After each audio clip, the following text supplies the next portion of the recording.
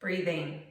We all do it 24,000 times a day, yet most of us never give it a second thought.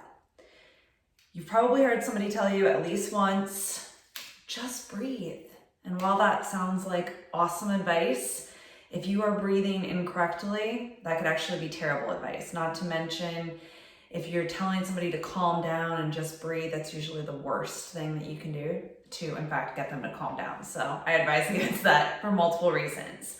When it comes to breathing, one of the most overlooked and misunderstood things is the role that the rib cage plays with breath. Most fitness professionals don't even understand this fully, so I don't expect that most of you would understand this. So I want to try to make a series of posts this week that will really help to simplify this concept for most of you.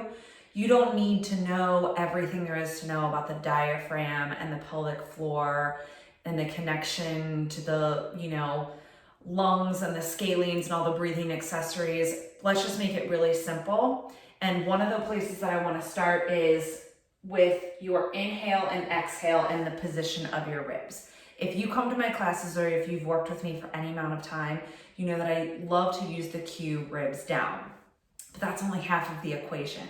Okay, so when we think about our inhale breath, we want to think about our rib cage expanding. So if you can just visualize a skeleton for me, you'll visualize those ribs kind of expanding out to the sides, out in the front and the back, just getting bigger as your lungs fill with air, right? As you exhale, you want to think about your ribs going down, in, and back.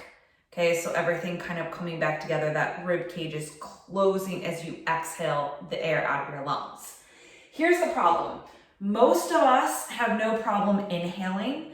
I do see a lot of people breathing into their chests, but I do think that people are becoming more aware of, quote unquote diaphragmatic breathing, belly breathing, those sorts of things. And we do breathing exercises in every one of my Saturday classes, albeit usually briefly because I don't have a ton of time to go over this, but that's what this series is for. What we're not so good at is the exhale. Most of us still leave with air still in our lungs, and we're kind of in this inflated rib cage position, which leads to tight traps, tight thoracic spine, poor position of our hips with our ribs, pelvic floor issues, all that kind of stuff. So that's where we want to start, okay? So I want you, no matter where you are right now, whether you're at your desk at work, you're standing up at home, at the kitchen, wherever you are, take your hands on your rib cage.